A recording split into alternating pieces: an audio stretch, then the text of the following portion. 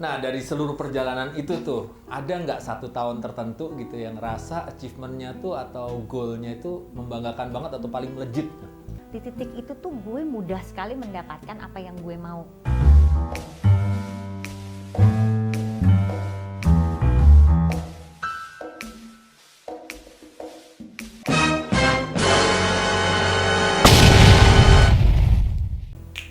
Yes, gitu. Mudah tuh dalam artian gini, gue nggak harus effort untuk mendapatkan klien. Gue tidak perlu, gue mau sekolah, pusing nih, gue sekolah nggak ya apa? Terus tiba-tiba gue ngomong sama orangnya, oh ya udah nanti lo ngangsur aja sekolahnya yang di Australia itu. Ntar lo gini aja, lo gini aja, lo gini aja.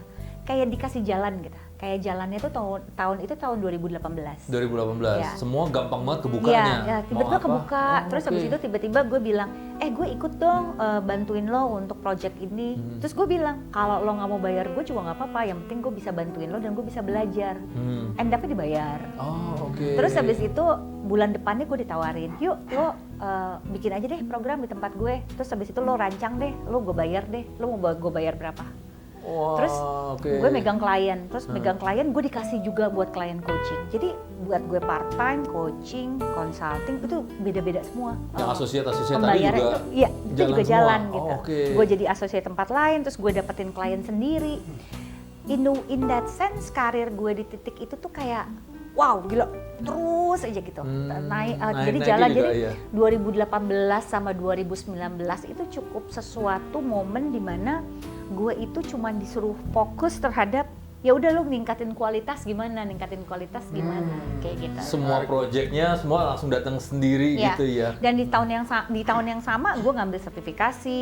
Yang pertama 6 bulan, yang kedua 3 bulan, jadi kurang lebih sekitar 6-9 bulan.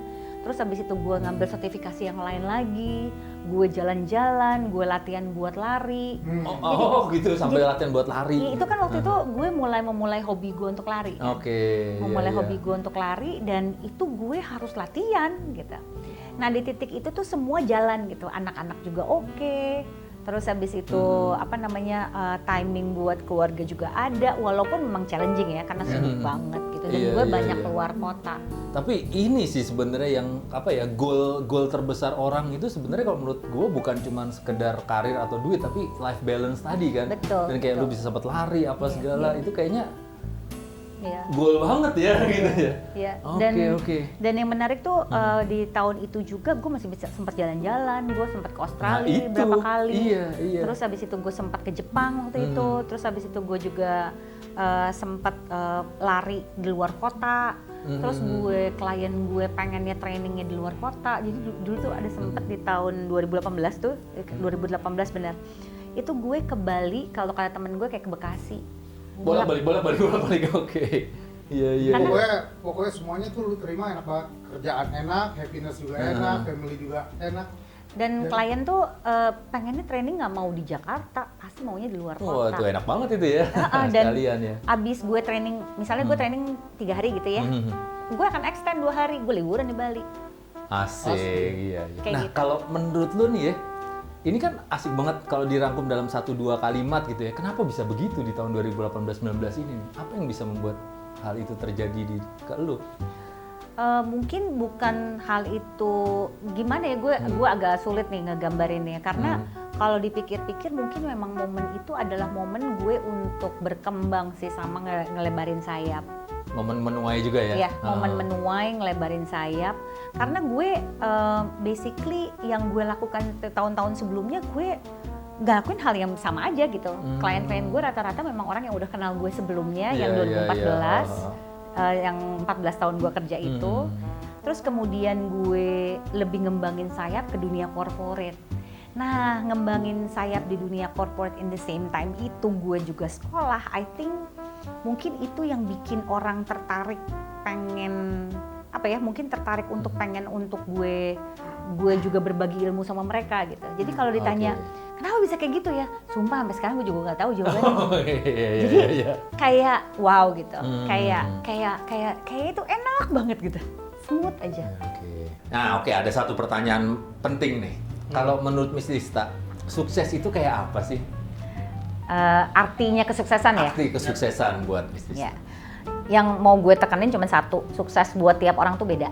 Yes. Ada orang bisa punya simbol segala macam, rumah ada berapa, mobil ada berapa, dia baru bisa bilang dirinya sukses. Ada orang mencapai naik gunung, 5 gunung itu dibilang sukses. Oke. Ada orang yang lari world marathon sampai 5 maraton terbesar di dunia, itu baru sukses. Jadi sukses is sangat variatif sih. Kalau buat gue gitu ya, kalau buat gue sendiri, sukses itu adalah pada saat gue ngejalanin hidup gue, ngelaksanain passion gue gitu ya, kayak ngajar, coaching. Itu selaras sama hati gue, selaras sama tujuan gue mau, hidup gue mau ngapain. Nah pada saat gue, dan ini bener-bener baru bergeser 1,5 tahun terakhir ya. Jujur, kalau lo tanya gue 1,5 sebelum Mungkin pandemi, ya 3 tahun lalu. sukses tuh buat lo apa? Gue udah ngajar di mana? Gue udah punya gelar apa? Atau gue punya Berapa ribu MCC? Atau gue punya berapa ribu jam gitu ya? Tapi setelah pandemi, arti kesuksesan tuh ngegeser banget, berubah banget. Bahkan temen pun banyak yang berubah, jujur aja. Temen-temen yang dulu gue pikir temen, ternyata bukan ya. Oke, iya. Dan orang yang gue nggak pikir untuk gue temenin, ternyata gue temenin sekarang. Jadi, kalau buat gue adalah di saat 1,5 tahun terakhir di mana gue pelan-pelan bangkit dan kemudian gue tetap ngelaksanain sesuatu yang jadi passion gue, itu adalah kerjaan gue. Buat gue itu gue bisa mengatakan gue berjalan atau lari atau apapun lah, itu menuju sukses. Menuju sukses versi Miss Dista. Iya, ya. di mana gue bangkit, di mana gue bangga sama apa yang gue capai, di mana gue bisa ngasih dampak sama orang. Dampak buat orang. Iya, jadi ada kategori sukses buat gue adalah gue nggak senang sendiri. Senangnya rame-rame Yes. gitu, nggak cuman sukses sendiri istilahnya ya. Yes. Sukses rame-rame. Gitu. Luar biasa nih. WFH, PPKM kan udah bikin kita sendiri ya. Wah, iya. Bukan berarti yang lain kita jadi hidup sendiri. Benar, iya. Ya, maksudnya intinya kan bukan materi kesuksesan buat bisnis lain. Iya, bukan hanya Cuman materi ya. kebahagiaan gua dan gua bisa ngerasain kebahagiaan orang lain. Betul. Dan gue nggak muna ya, apakah gue pengen materi? Pengen. Tapi Apa- jangan cuman sendiri yang dapat materi Iya ya. gitu. Oke. Apakah gue pengen punya uang lagi atau pendapatan masuk lagi gede? Wah sangat menyenangkan buat Iya, gue. iya. Jadi bukan berarti gue munafik, gue nggak pengen itu semua. iya. Tapi gue tidak membuat menyiksa diri gue hanya karena belum dapetin itu. Gue nggak ngukur diri gue tuh udah cukup sukses. Iya. Hmm. Kan tadi 2019 tuh enak tuh maksudnya. Nah, biasanya cara ngajarnya, cara apa semua di offline, panggung ke panggung. Nah, 2020 pandemi nih. Apa yang terjadi sama Gue bikin Miss panggung Dista? di rumah gue. Bener juga sih.